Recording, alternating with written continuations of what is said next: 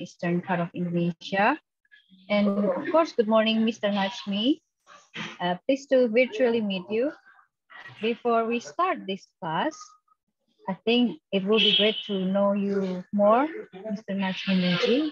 So Mr. Najmi Nuji is the lecturer at the University Teknologi Mara. It's in Selangor, right? Yes, in Selangor. But you live or you are now in Malacca? In Malacca, because I have to make one cultural visit will be held next week. Ah, I see. Right. And Mr. Najmi did master degree at the Universiti Kebangsaan Malaysia, Master of Social Science, particularly in Communication and Media Studies, and also did master degree at Mass Communication or Media Studies at the University of Teknologi Mara.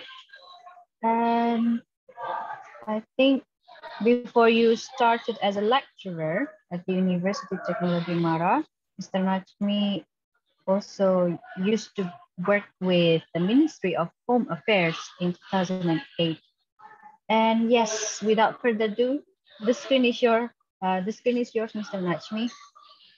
All right, thank you so much, Miss Aurelia and also Miss Gracia. Okay, good morning again to everyone from Malaysia or specifically from Malacca. Yeah, like Miss Gracia said earlier, actually my university located in Selangor, nearby to Kuala Lumpur. But this week I have to do outstation because I have to manage ASEAN event, which Unity invites will be held next week. 10 ASEAN countries will coming to Malaysia, which 2 representatives from each ASEAN countries. So I am the head of the committee for cultural visit. So I have to make sure everything has been, managed well in Malacca. That's why I've been here. For today's session, I would like to share about international organization actually, because last year there are 2 sessions with Omni on public diplomacy and also diplomacy. So this time around, I've given another topic known as international organization, which is very close to my heart because previously, during my working time, I've been representing Malaysia twice for ASEAN Youth Congress, okay, in Philippines in 2009 and also in Osaka, Japan in 2012, way before I joining as a lecturer in UiTM. And then now I got this topic and I really hope my sharing, I'm not going to teach you guys because I believe Miss Gracia already briefed a lot about international organization, but today it just some sort like a refresh and giving on my own perspective towards the international organization. I really hope today you guys can bear with me, and if you have any questions related to international organization, and if you can give your own opinion regarding to our topic today, please do so. All right, let me share my screen first because I've prepared slides to you guys, right? All right. Can you guys see my Sorry screen? to interrupt. Yes, we can see it clearly, Mr. Najmi. Just a kind reminder, after the presentation, everyone can freely ask questions. If you have any questions, you can write down your questions on the chat box or even just unmute yourself and introduce your name and just directly ask to Mr. Najmi. So yeah, please go ahead, Mr. Najmi. All right, thank you, Miss Gracia.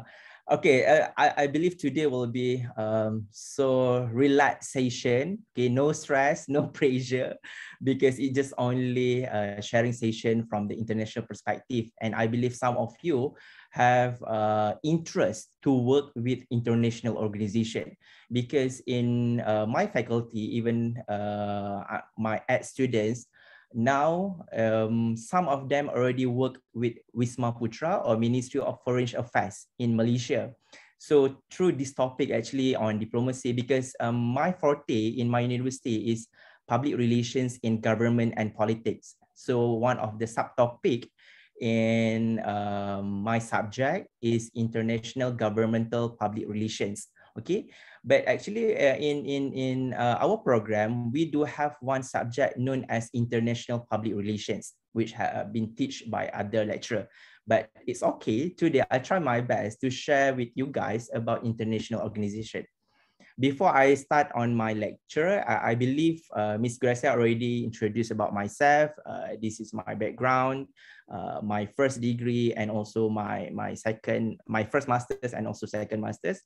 And also I'm a part-time student as well. I did my PhD now in the National University of Malaysia. As a part-time student. So I am still a student as well. Nothing different with you guys, even you are doing your S1, is it? Undergraduate. But for myself, it's a long learning process. Even though I finished 2 masters, but for PhD, it's superly hard for me. My area of studies and my area of interest is on digital public relations. That's why how we connected through digital, and even for my event next week, our theme is Unity in Buds. How we inviting 10 the representative of ASEAN countries being an digital ambassadors. So they have to create footprints on digital, and they have to convey the messages. What are the activities they need to do in Malaysia for the 6 days in Malaysia. All right, a little bit about me. This is way before COVID hit us. All right, this is all the physical event. I wish one day for Omni session, I'll be in LSPR again for the physical session, because I've met Miss Candy, Miss Nadine, Mr. Kamal. All right, this was in Bali International Communication Association. I've been a presenter. And actually, I just want to invite all of you. We will having Kuala Lumpur International PR Conference. I believe will be held on November 2022 this year, either in Kuching, Sarawak. Okay, this is the earliest invitation, because I am one of the council member for Institute of Public Relations Malaysia. So I am a part of the committees for Kuala Lumpur International PR Conference, which this one is the last physical event before COVID hit us. And in 2020 and 2021, we conducted through virtual for CLIP. And then, yeah, this is the LSPR Jakarta. I've been for, to visit about in terms of discussion a little bit with Miss Candy and Miss G. Right, and actually we are the global partners. Universiti Teknologi Mara, you can see here, this is my university. We have memorandum of agreement with London School of PR. And a bit of experience in terms of delivering on international perspective. This is all the young diplomats, and all of them already in abroad now, because they are the representative, the officer, the admin and diplomacy officer for Ministry of Foreign Affairs. Some of them already in US, in Geneva, in even working closely with United Nations. And I am the speaker for their diploma in diplomacy short course before they leaving to abroad and being a young diplomats, or the first secretary for Malaysia, known as Institute of Diplomacy and Foreign Relations Malaysia. And a bit on international perspective, I've given one huge task to be an advisor, and I did international visit in South Korea in 2018, and I've met one of the PR scholar. You may search her name, Professor Dr. Yunari. Right, her expertise in digital public relations actually, and this was happened again before COVID hit us in 2018. And then represent my university for ASEAN Summit in 2017, and also represent my university for Emerging Leaders Dialogue Asia in 2016, which has been involved with the Commonwealth countries. All right, enough about myself. Talking why I choose to share this kind of things, because you guys have opportunity, even though you are not working like directly with the international organization, but believe in yourself that one day you can involve in any other international institution or organization in order to participate and contribute the ideas that you can deliver to the society. So this is what was happened to me, even though I'm not working in international organizations, but I managed to work closely with some of international organizations so that we can share our expertise and also exchange the knowledge. All right, back to our business today. On our sharings agenda, I think it's very simple and straightforward because we just only not so much time, on perhaps 1 hour and 1 hour and a half. And I will share on definitions of international organization, just more on refresh. I believe you already have the idea of the definitions and the concept of international organization. And also examples, few examples of international organization. And also, I believe you want to know what are the roles and the functions of international organization.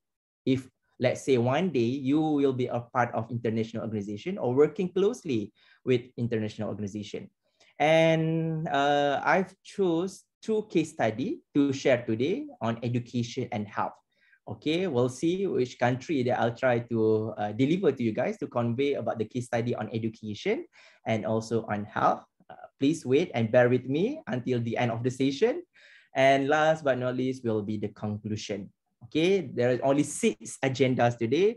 Okay, and like I said earlier, this is a more on sharing session. I believe every reading material will have a different perspective, but after all, it's more focusing on international organization and how it operates in terms of delivering the good messages towards the society. The most important part, international organization will be associated with the global society, and also how this organization can boost or enhance a good living around the world and on globally.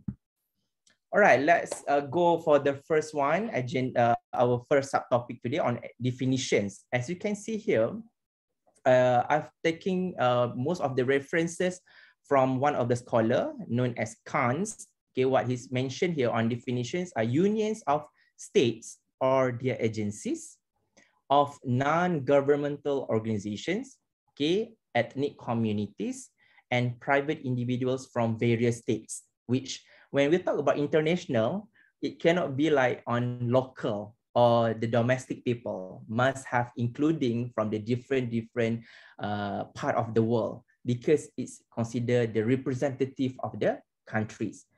That's why it's from the various states. And these unions aim at achieving common objective. What are the objectives in various spheres like political? Because you know, like politics is we discuss about politics it will take like whole day, like 24/7. We talk about politics, but politics should be involved with international organization, because in Malaysia now we have I can reveal this, we have a very unstable political situation in Malaysia. Okay, within these 4 years we have 3 prime ministers. Can you imagine that? Within 4 years, almost 5 years, we have 3 prime ministers. So I think around the world already know about the instability in terms of politics in Malaysia. So international organization is very important in order to make sure all these things can be managed well, all right, especially for the people. And also economic, when we talk about instability of politics, obviously it will involve with economic situation. Like recently, I went to Bangkok last week. I have one of the program with Chulalongkorn University, and the currency of Malaysia is, for me, is very bad. Even I just went to Bangkok, it's just a nearby, it's just our neighborhood country, but the difference in terms of currency is quite bad for Malaysia ringgit. All right. And also international organization also involved with social. This is the most important elements in international organization, which you involve with social, socio-economic, people, all right, cultural, and also scientific. So all these elements, international organizations involve directly in order to enhance the society and represent the primary form of international cooperation. Whatever it is, we need to cooperate to each other. Even though you are in Indonesia, myself in Malaysia, and also some people in Bangkok or in any other world of country, in other countries in the world, but we have to cooperate when we talk about international organizations, because that's why this is very important to have this kind of organization, just for us to speak with the same language, just for us to have same aspiration to enhance the society in a global perspective. And also, international organization emerged in the second half of the 19th century. I'll share later on what are the first organization known as international organization, when economic and socio-political relations cross the borders, right, of nations, giving rise to an objective demand for cooperation. Again, as you can see here, the word of cooperation, all right? And coordination of interstate effort to solve new transnational tasks. Even though you have your own education system in Indonesia, all right? And also we in Malaysia have our own education system. But after all, we have one vision, education for all, isn't it? So we need to know the best practice in terms of education and also in health issues. Even Malaysia already in endemic phase for COVID-19, but still we have to look up at other state or other country, what are the best practice for them. Like in Bangkok, they are still in the phase of a pandemic, I believe, because most of the malls, even in indoor area, they still taking temperature, they still check yourself, right? But that was not happen in Malaysia anymore. You are free to go in without checking on your My Sejahtera. We have one app to log in and also log out. We don't have to check any temperature anymore because we already moving on endemic phase. But still, we have to checking on our best practice towards of endemic situation. All right, just to share with you, what are the first international organization, right, has been held in the world. Actually has been, the founder is Henry Dunant, and the history of International Committee of the Red Cross. I believe some of you already involved, even myself during my primary school, I'm involved with the Red Cross in Malaysia, known as Persatuan Bulan Sabit Merah Malaysia. This in Malay terms, PBSM. Like you are learning how to, you know, give emergency, like doing CPR. So this kind of organization, like as we can see how important in terms of giving emergency rescue to the people. So the first international organization or non-governmental organization where the Red Cross was held in 1863. Right, founded by Swiss Henry Dunant. And then the second one is the first international intergovernmental organization was the Universal Postal Union, right, founded in 1874 in order to provide organization and functioning of the International Postal Service since 1878, the World Postal Union. All right. That's why we in communication background, if people can talk like, oh, you just in communication, you know, like institution or your first degree or your master's, but communication is the key of everything. All right. During pandemic, how you create messages, how you convey to the people, how you customize messages towards the targeted audiences, right? So that's why one of the first international intergovernmental organization related to the communication, just to deliver information to other people around the world or in other side of the state of the country. And then as we can see here, we have World Trade Organization, right? We have the World Conservation, right? We have United Nations, we have ICRC, right? UNIDROIT, OECD, Amnesty International, Mercy Malaysia. Okay, this is one of the non-governmental organization more focusing on humanitarian. I believe some of you already know about Mercy Malaysia, because if there is any conflict or crisis related to humanitarian, Mercy Malaysia will sending their mission, right, just to assist other country. And they are more focusing on abroad cases and abroad crisis in terms of like represent Malaysia. Because as a government servant, it's very hard for us to sending our officer. We will, because we already have like diplomats in other countries, but as and from the non-governmental organization perspective, Mercy Malaysia will taking care. And Mercy Malaysia, one of the well-known non-governmental organization around the world. And also in Indonesia, will be held in November, right? G20 Indonesia 2022. One of the main agenda, as you can see, a lots of program related with G20 Indonesia will be held in November, I believe, in Bali, isn't it? So talking about economic and also how to improvise after the pandemic situation. Even perhaps for the certain society, they are not really care about whatever things happen international level, but for the administrator, for the government, they need to take care of, because after all, they want to enhance the public in terms of their income, just to make sure they are not in poverty level anymore, because lots of people has lost their job, isn't it?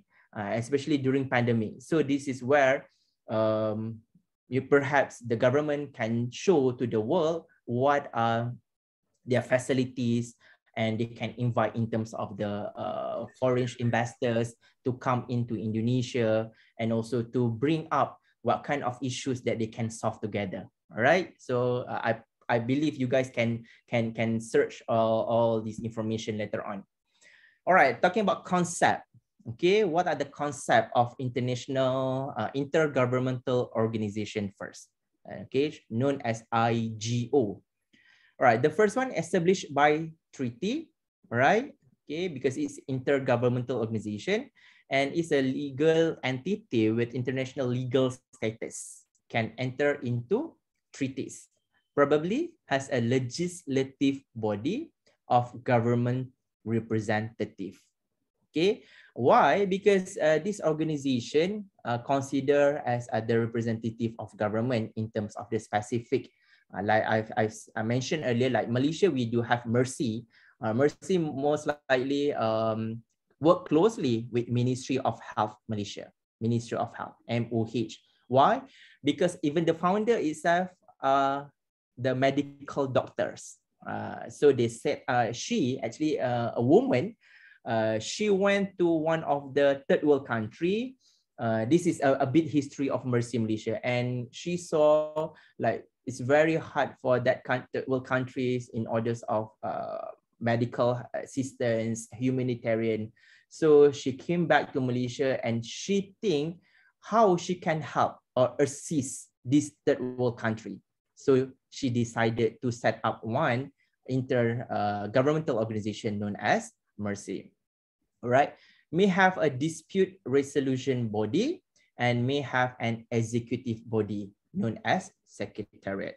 All right, that one is considered as intergovernmental organization, IGO, and non-governmental organization, NGO, no international legal status, right? No governmental representative, like solidly from the committees, or they have their own board and may serve consultative role to IGOs, because sometimes if IGO cannot deliver on in terms of what kind of the services that they need in other countries, NGO can be the representative.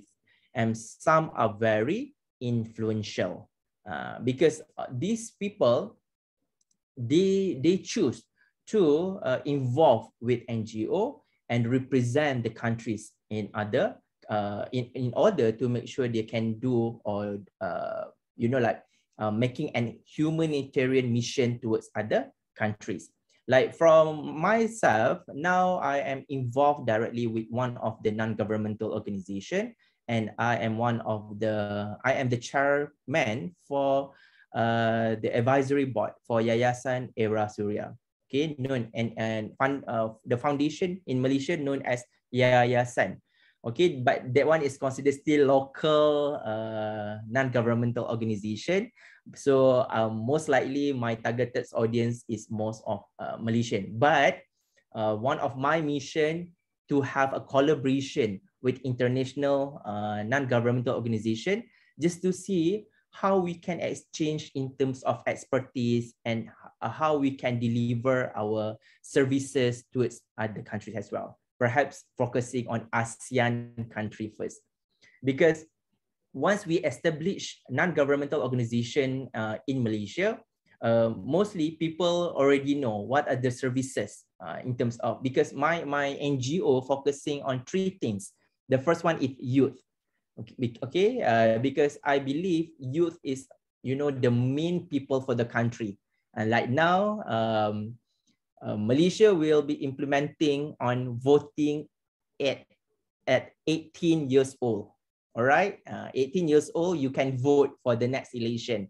So now most of the NGO try to engage with youth in order for them understand about the aspirations of the country and how the youth can contribute to the country.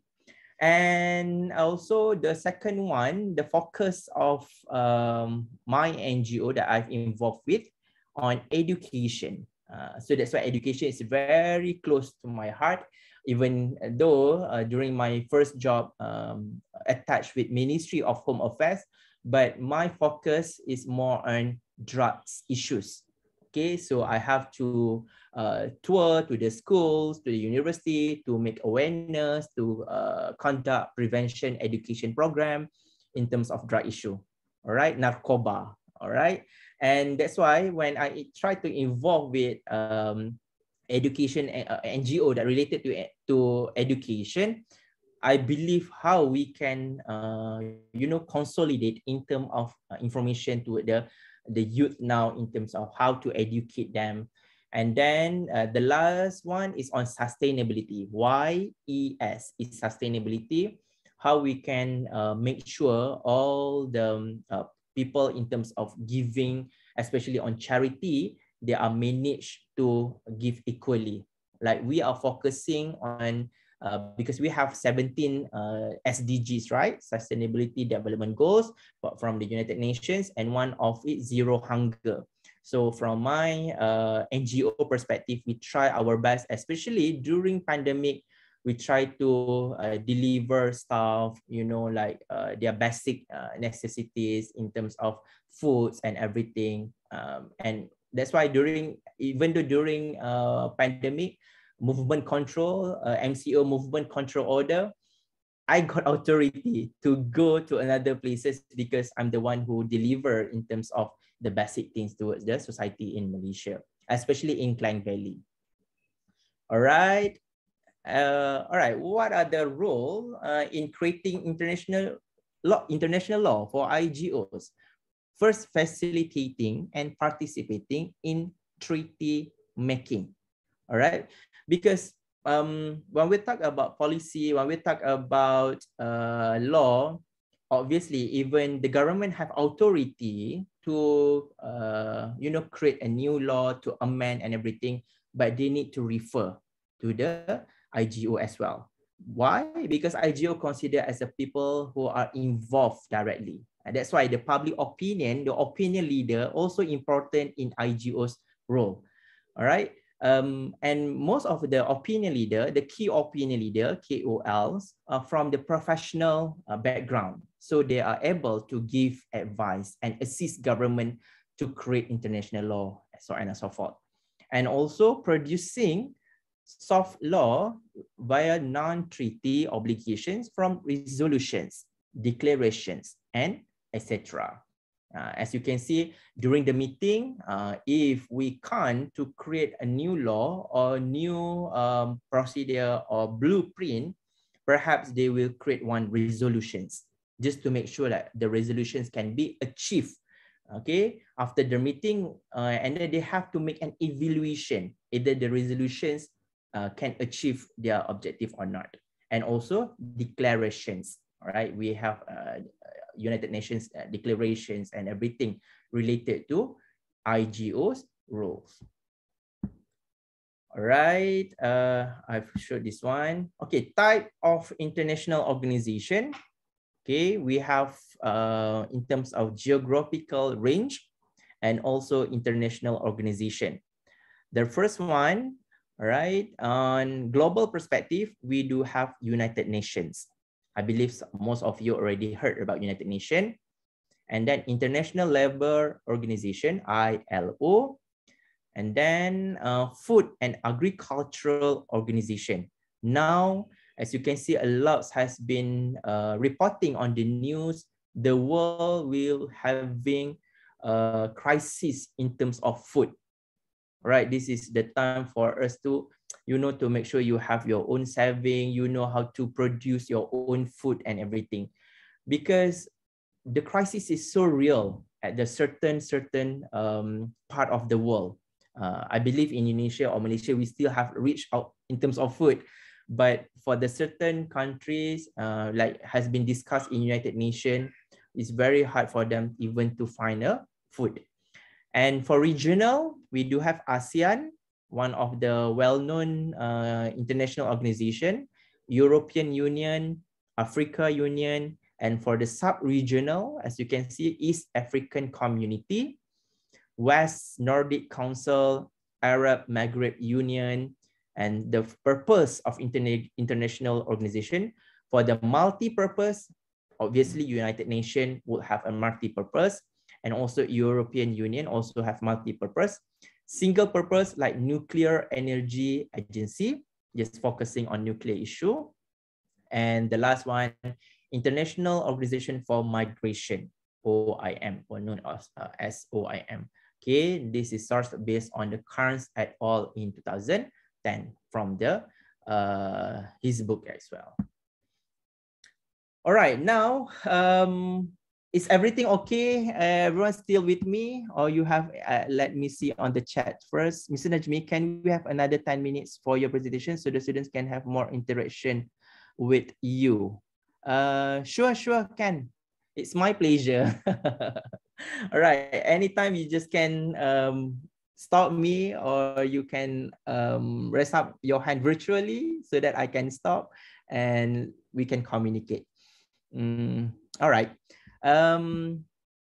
Okay, let me explain a little bit on G20, a strategic multilateral platform. I've tried to bring back in Indonesia perspective, the world's major developed and emerging economies, like I said earlier. What are the G20 itself hold a strategic role in securing future global economic growth and prosperity. Hopefully, during the G20 held in Indonesia, everything will be in order.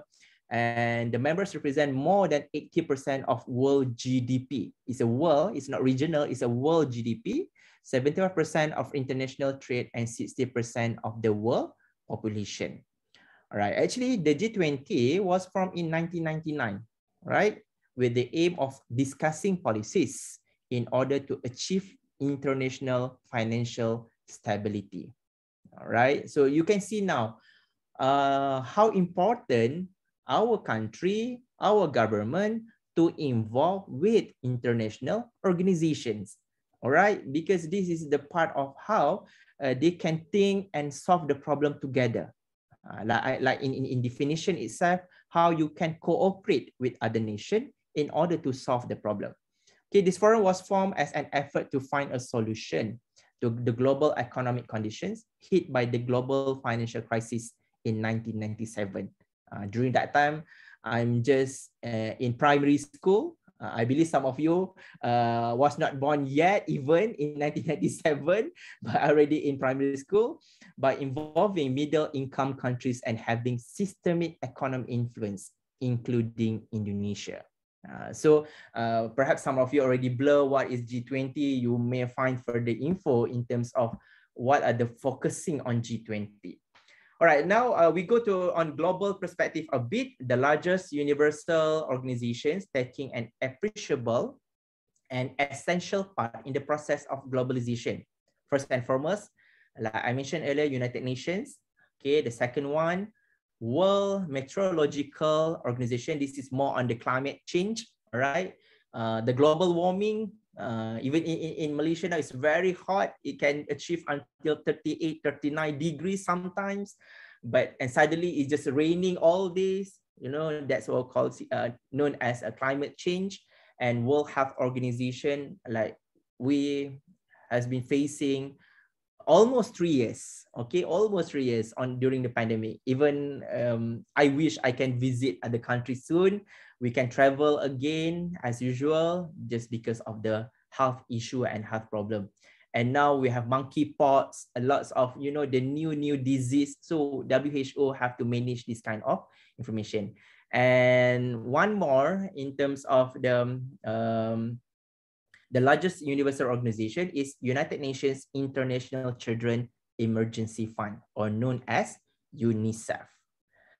All right, we move to case study. All right, a little bit on case study. Like I said earlier, I've segregated into two. The first one on education and the second one on health. All right, on education. Okay, let's watch together. Wait, I want to show to you one video. Let me stop sharing here.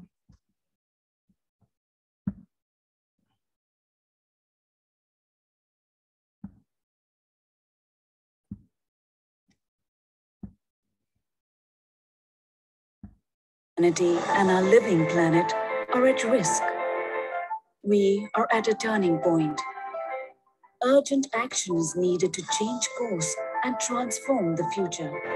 Everyone alive today has a tremendous obligation to future generations to ensure that their world is one of human rights, abundance, and not scarcity. Education.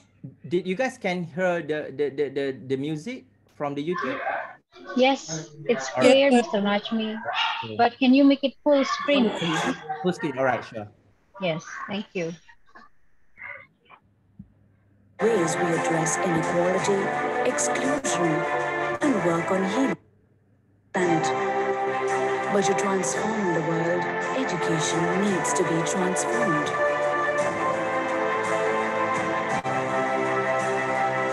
UNESCO launched its Futures of Education initiative to bring the world together to reimagine how education can shape the future. Despite the urgency of action and in conditions of great uncertainty, we have reason to be full of hope. Education can help us make a peaceful, just, and sustainable world. For this, we need to renew education by asking, what that we do now should be continued, what should be abandoned, and what needs to be invented afresh. A new social contract for education needs to be built. Collectively, we must strengthen education as a global common good. Let's all work together in our communities and across the world to ensure that education best supports our shared futures.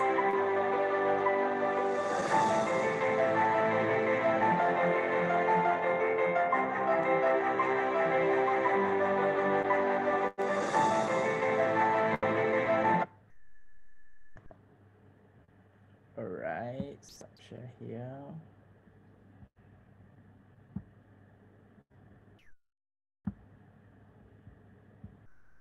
All right, as you can see, how the video talking about education has been produced by UNESCO, credited to UNESCO. And the case study that I would like to share today is about from the UNICEF itself. All right, on Indonesia case study, the situation analysis on the effects of and responses to COVID-19. Okay, most likely my two case study is involved with the COVID-19 situation because we already still in the COVID-19 pandemic situation in around the world globally on the education sector in Asia. Just short briefing talking one of the I think important elements that I would love to share with you today about Indonesia response to challenges of remote learning. All right. Like now we are still in remote learning. Even in my university, most of the students still at home, even though the school was open. But for university, I believe next semester will be on physical. You can see here what are the challenge and how response has been done by the on Indonesia perspective. The first one, what are the first challenge, deciding what content should be included in learning from home. All right. And then the response, preparation of guideline at the national level to share the vision of learning from home. This was disseminated to all regions so that everyone can have the same information and same knowledge in terms of education. The second challenge here, as you can see, making the transition from learning at school to learning at home. It's quite hard earlier, isn't it? It's quite hard at the first stage of, you know, the transition. Even honestly, from myself, it's very hard for me to believe that I'm going to talk to my laptop for 3 hours, for 2 hours without facing the real people. But, you know, at first, at the beginning, it's very in a vulnerable situation. Even I can say like 10 to 20% students in my university has been dropped out just because of the transition. I don't know in your university, but in my university, even my direct students has been, facing is very hard in terms of they try to adapt and adopt and adapt with the situation, learning at home, and also balancing access and safety. Right, like in rural area, even in Malaysia, we still have a problem in terms of accessibility. All right, and then providing equitable access to continued learning and the ability of learners to actively participate in remote learning. Participation. Once you turn off your camera, I don't even know what are you doing at your home. Perhaps you're just having coffee. Let me drink first. Bismillahirrahmanirrahim. All right, or just like turn on the lecture here and you are playing game here. We don't know, right? All the challenge is very real, and also managing the high expectations for teachers, like lecturers. We also have expectation towards our students. Like, isn't it, Miss Gracia? We also have our expectations because obviously we don't want our students to, cannot cope with the situation. We try to make sure the class is fun. It's very engaging. But after all, it cannot be from one side effort. It need to be from both sides. Okay. And then monitoring and coordinating the implementation response have been a huge challenge, leading to gaps in knowledge of the reality on the ground and inconsistent level of support. After all, even you guys are still attached with the university, attached with your kuliah, with your classes, but you are at home. Obviously, you need support from your family, from your siblings, from the people surrounding you. All right, so this is how Indonesia responds here. You can see from the risk ratings to classify school by safety levels. From my reading here, this is very good response and very good reports from Indonesia perspective, like provision of devices and internet data.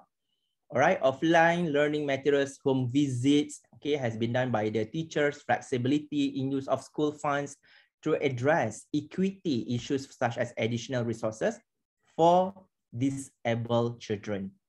Training for teachers on how to motivate students, not just only to motivate students, teacher also need motivation, to talk in front of the laptop.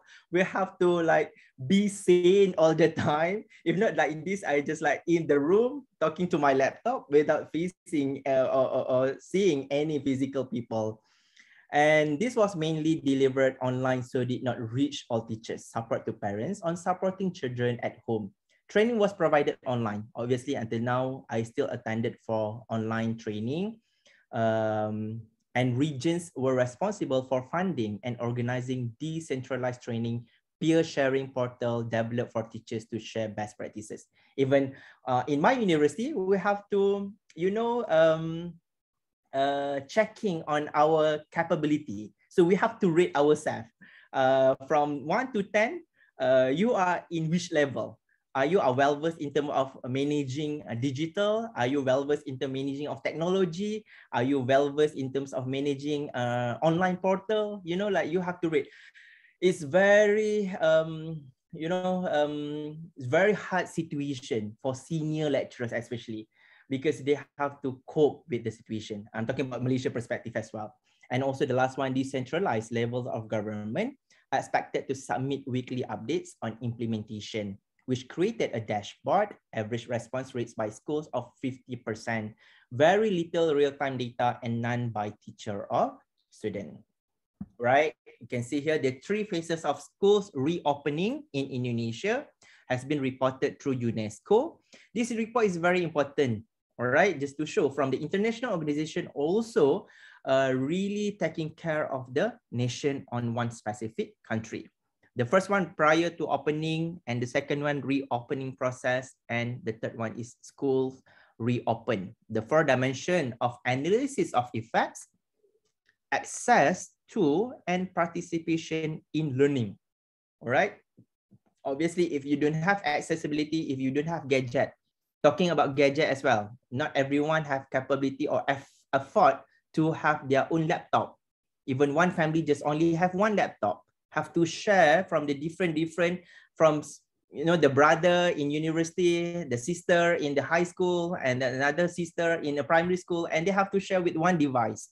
So you have to be so thankful if you have your own device. My point. All right, self operations, because after all, it's about yourself. Like, you know, wake up in the morning, turn on your laptop, and try to listen on the lectures. But also we have to see the health and well-being and protection. Mental health is everything now. Mental health. Okay, not everyone can cope with the situation. So if you are sane now, please be thankful as well. All right. And the last one is finance. Obviously, this is a most affected in every family or in every citizen around the world, not just only in Indonesia or in Malaysia, but around the world. All right, that one, I just share a little bit findings. I can share later on the full report by UNICEF, all right? And then another video that I would like to share about health perspective on the case study on health perspective. Let me share the video first.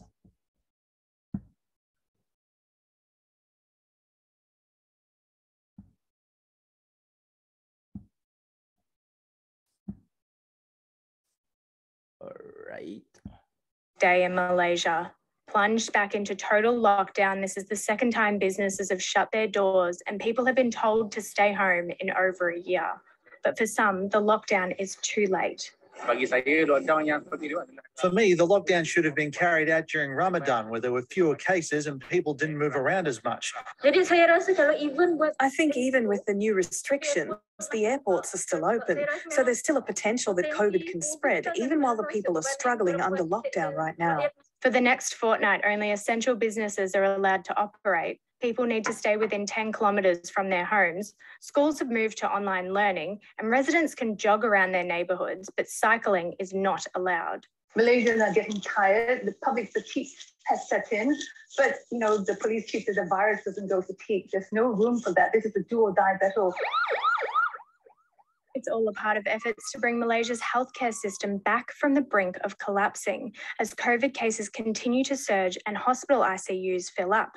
The Prime Minister says it's not an easy decision, but a necessary measure. As with the first lockdown last year, I would like to announce as a show of support that ministers and deputy ministers will forego their pay for 3 months starting from today. Those wages will be donated back to the government in an effort to bolster the country's health defences against the virus. And with money on the mind, the Prime Minister is hoping an almost $12.5 billion stimulus package will cushion the fallout from this lockdown. But will it be enough? It will force non-essential sectors to close down. And again, this will impact workers and job security and their livelihoods. With a 5 billion ringgit of additional aid will still put us below the debt ceiling In the capital, Kuala Lumpur, an exhibition building has been converted into a mass immunisation centre as the government aims to raise the vaccination rate by a third to 150,000 a day. Only when the spread of the virus is contained can negative business sentiments turn into positive ones. Another measure in Malaysia's plan to help stop the virus from further devastating the country's health and economy. Jordan Butler, ABC News.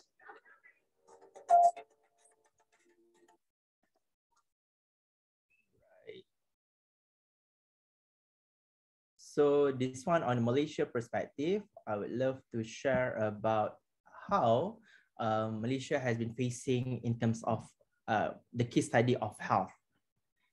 This is also the report from the World Health Organization, also one of the international, well-known international organization.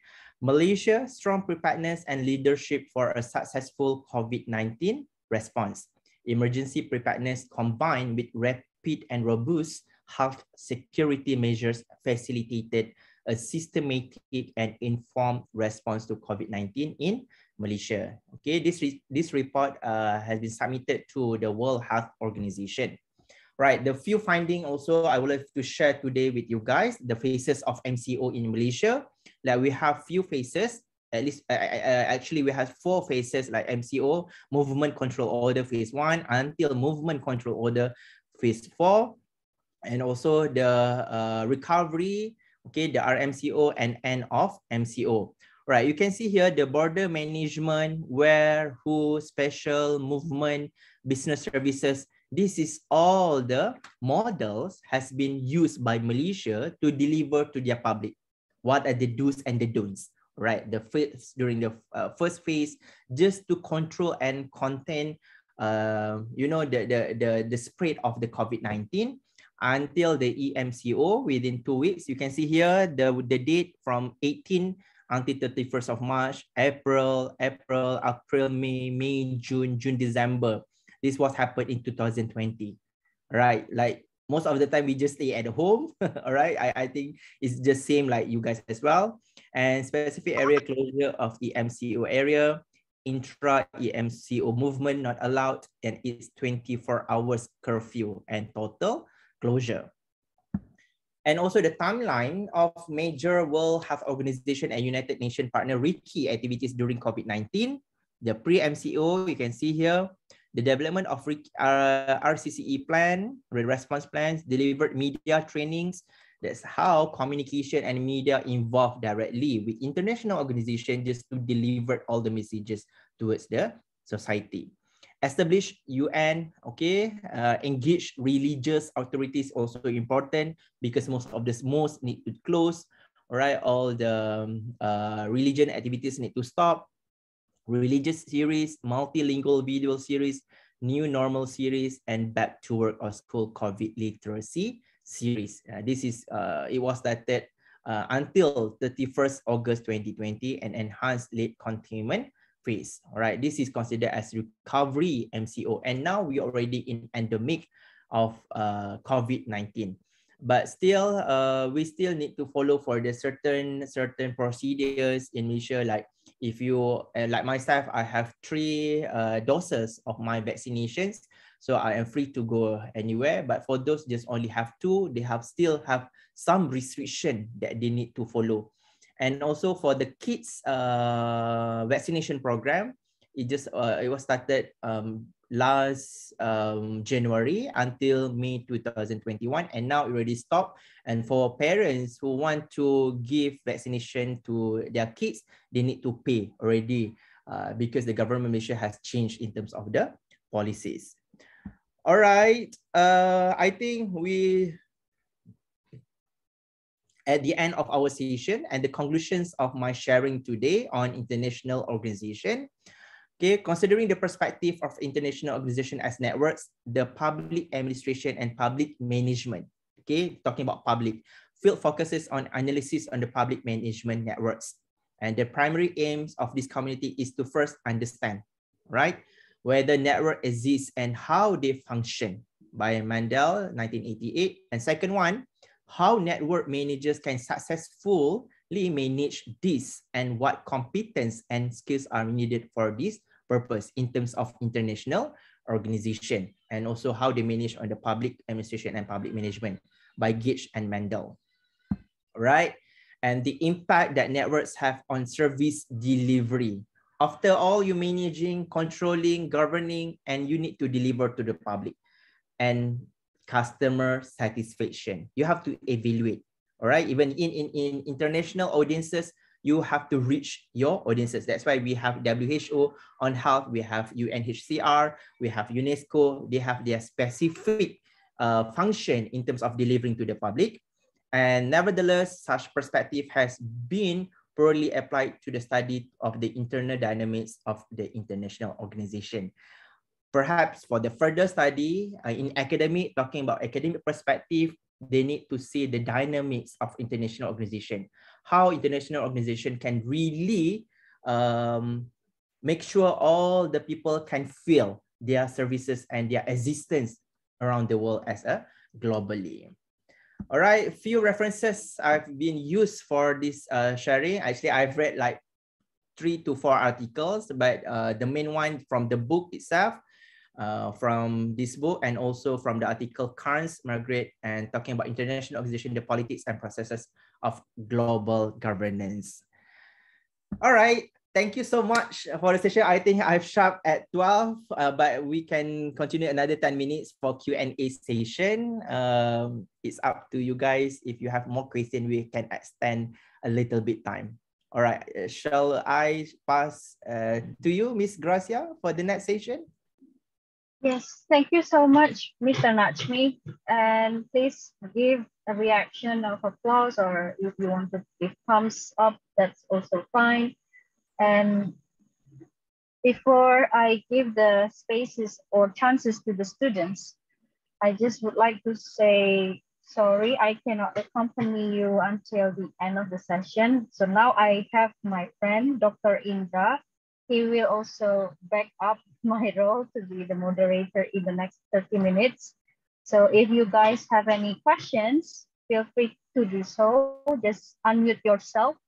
And I think Mr. Najmi already covers a lot of like comprehensive perspective from international organizations, starting from the history and then some types of international organizations and also the case studies, which is interesting when you mention about the G20, because I'm now also helping the G20 Indonesia presidency.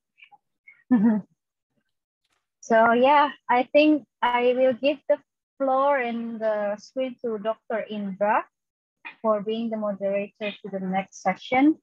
Over to you, Dr. Indra. Thank you so much, Mr. Najmi, and thank you all students for the attention. Okay. Please. Thank you, Ms. Grazia. Have a very safe flight. Hello, Mr. Najmi Nuji. How are you? Good, Mr. Indra. Dr. Indra. Yeah, let me introduce myself. My name is Indra Kusmawardana, and allow me to continue the discussions because Ms. Gracia have to leave the room for catching her flight. Yeah, ladies and gentlemen, we are here a very interesting presentations and case study from Mr. Najmi, especially related to how the education plays very important roles, especially when it comes to the development of COVID-19 right now. And the actor in the context of educations, the development of educations and the pandemic COVID-19 are the move beyond the dominant of state in international relations. The non-state actor, for instance, the non-government organizations that Mr. Najmi running in Malaysia is very share an important role, a significant role that we can relate with the condition in Indonesia as well. We know that when the pandemic COVID-19 is at peak in Indonesia, Mr. Najmi, the public society in Indonesia also move. Even we have some non-government organizations that distribute oxygen for humanity. That fortunately it is initiated by one of the lecturer in LSPR.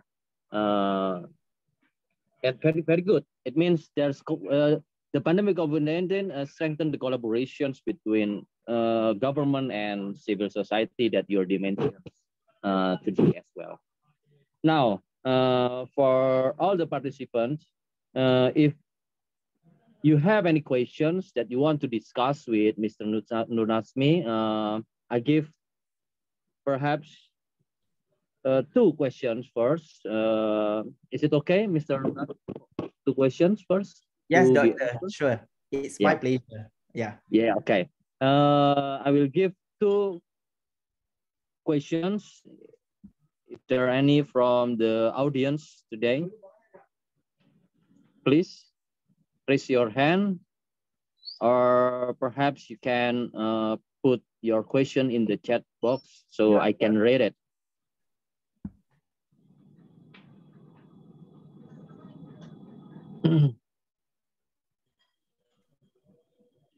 I think the audience needs some time to think about the questions, Mr. Nazmi. Just for waiting them to state that, or maybe it is clear enough for them. But I have some questions that I want to ask regarding your presentations today, because I'm really interested with the model that you show us, the way the Malaysian government manage the mobilizations of people in Malaysia. Yeah. And my question is, how difficult for the Malaysian government to make the Malaysian people understand that it is necessary to do as that model said?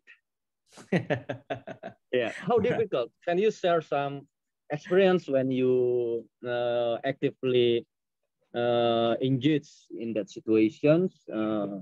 Is it difficult for the Malaysian government to make the people in Malaysia or our friends or brother in Malaysia understand that it is necessary to follow this model because we have to deal with these situations together, something like that? All right, Dr. Indra, very clear question.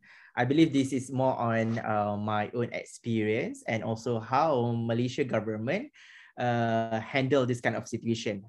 Firstly, I would like to touch a little bit on the political situation, because in February 2020, actually we just changed our, the transition of the ruling government from this party to another party. So during that time, it's a very hard situation for Malaysia because we don't have prime minister yet during that time. Even the COVID-19 already spreading around Malaysia.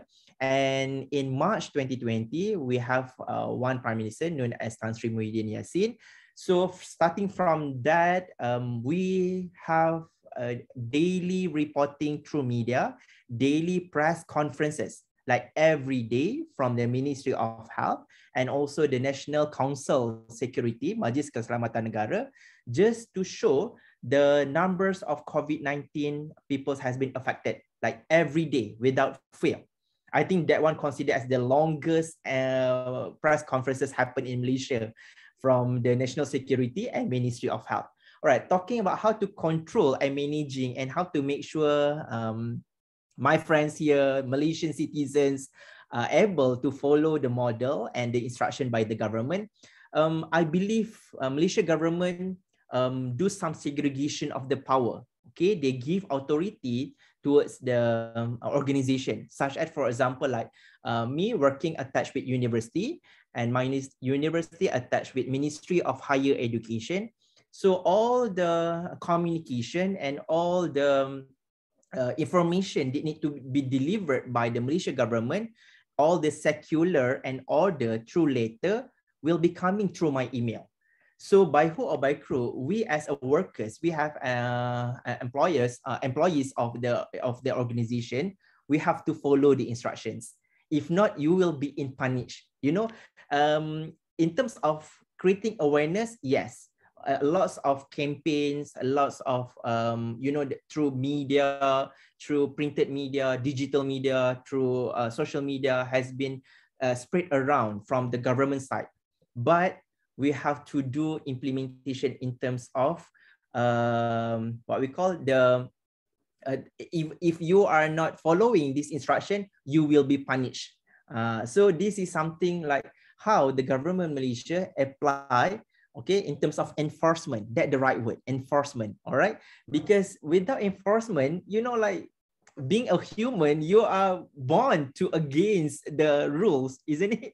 But if you are scared in terms of your job security, in terms of, you know, if you have been caught by the police, you will lose your job.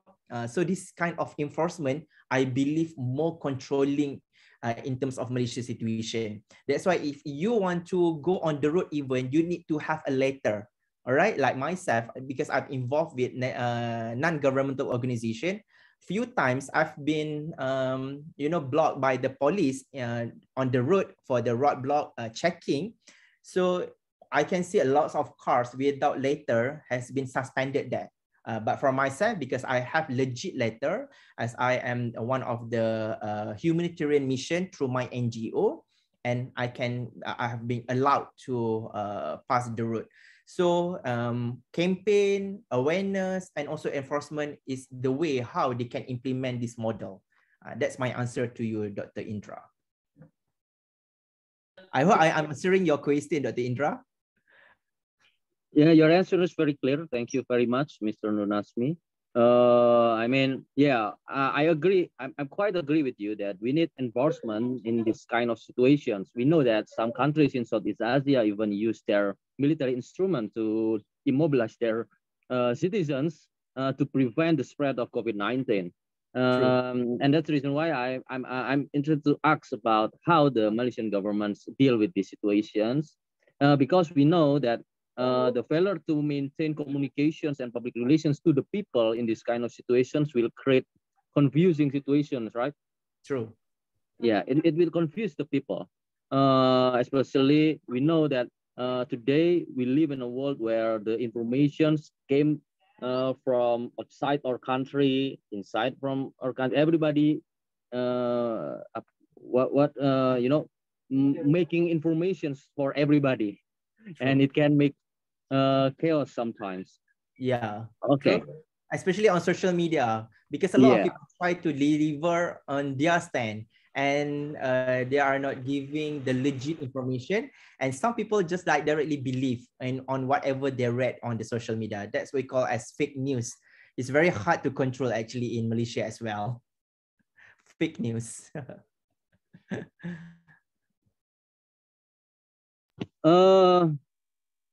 Okay, guys, ladies and gentlemen, the audience, do you have any questions that you want to ask to Mr. Nurnatsmi about his presentations today, or anything that you think interested to discuss today? Is everything clear, or you guys don't be shy? I'm just only a normal human being. All right. We have right. Sarah Salsabila. Here you go, the first student who asks to you, Mr. Nunatsmi. Okay, Sarah, just go, shoot your questions.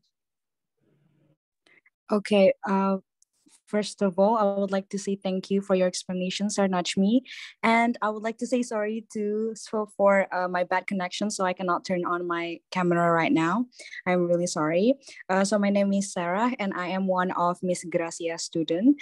And I do have a question regarding to your presentation. When it comes to international organization, they face multifaceted difficulties. For example, the unwillingness of the members to cooperate with them. So, for example, like veto rights in the United Nations, which sometimes blocking the organization to work quickly to solve the problem. So overall, how do they able to still solve the problem due to all difficulties and still be objective and relevant to solve that problem? And that is my question. Thank you. All right, very nice and very good question. Thank you, Sarah, for asking the question, talking about the difficulties, the challenges, how to make sure all the members can cooperate. All right, when we talk about organization and organizational communication is very important, even for international organization. And like I mentioned earlier, we do have some resolutions and declaration, right? So during the session, during the discussion between the countries and the members of international organization, the session might involve with brainstorming, might involve with how you as this country experts in terms of managing this kind of problem, and also what are the best practices has been done in your country. So you need to propose, like in international organization, I believe most of their members, they have to commit with whatever association or organization that they involve. That's why IIGO or INGO, International Non-Governmental Organization, they need to sort of like making declarations and resolutions on what are the matters that they will doing in the future. All right, because if they are not involved or they are not committed with has been declared by them during the discussion and during the session, I believe all the members will give pressure to them. All right, because we are talking about international organization, it's not just only like regional problem. It will be a worldwide issue. It will be the global issue. So as a country or as a representative of our respective country, we have to show our commitment, right? Through declarations and resolutions, I believe they have to put so much efforts in terms of answering or make sure all the issues can be solved through their own procedures, and also they have to following whatever has been promised during the international organization session. That's why they have so much meetings, and they have annual meetings just to make sure that everything is in order and everything can be managed by we have the president, we have the secretary, just to follow up either this respective country really fulfill whatever has been mentioned by them during the session. Hopefully I'm answering your question, Sarah. Thank you, Sir Najmi. Very clear. All right. Okay. Thank you, Sarah, for the question. It's also the answer from Mr. Najmi. Okay, is there any other questions that the audience want to ask to Mr. Najmi for today's presentations?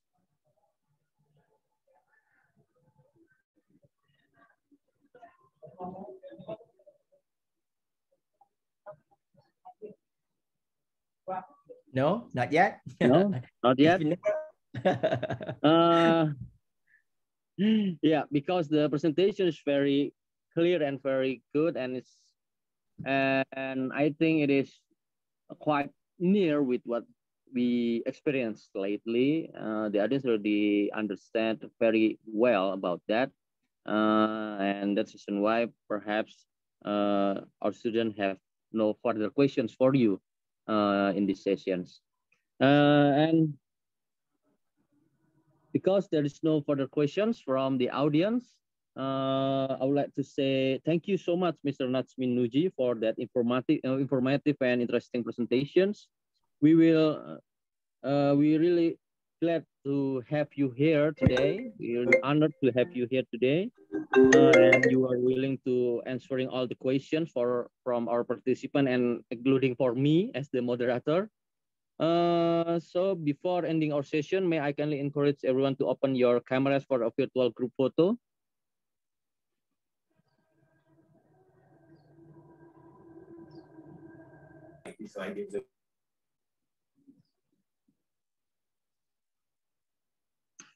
Okay, can I get any help from Mr. Joseph or So I will help with the others from academics to do the documentation? Yes, I will do the documentations. So please everyone open your, yes, sir. Please open your camera. We have 4 screens here, so please hold your smile. And I will start with the first screen. Please smile. 1, 2, 3. All right, just a moment. The process, reading up phase, and then proceed to the second screen. And this is the steps. In 1, 2, 3. This is the crisis communication. And finally, I have the challenge is here. All right. screen. What could happen to your organization, and then see what's happening in the Philippines, what happens in Indonesia. Let's communicate it. And then they have this group where you will be on their topic, the other group on Bali will be on their topic. All right. So that's the point. Okay, thank you, Aurelia, for the photo. I hope everybody give the best smile for today. Now, there you have it. That's the end of our first LSPR Omni session for this semester. And Mr. Najmi, I would like to say on behalf of LSPR, I would like to convey my gratitude and thank you for your kindness and for your enlightenment to us today. And of course, we're looking forward if there is any chance to do some cooperations in terms of research or collaborations in the near future. And I would like to say thank you as well to our beloved Londoners who attending today's LSPR Omni session. And we will look forward to see you again in the next LSPR Omni. And for more information about the schedule and topics of LSPR Omni, please visit our Instagram account at lspr.international or register online at tinyurl.com/LSPR Omni 2022.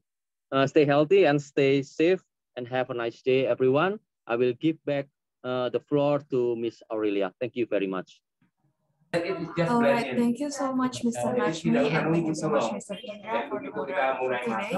And thank you so much for our beloved Londoners for attending the Omni sessions. So hope we can meet in another sessions. Thank you. Thank you so much. I'll email this to you also. Thank you, sir. Bye. Assalamualaikum warahmatullahi wabarakatuh. Waalaikumsalam. Thank you, sir. Thank you, Mr. Najmi. Thank you, sir. Thank you, sir. Thank you, sir.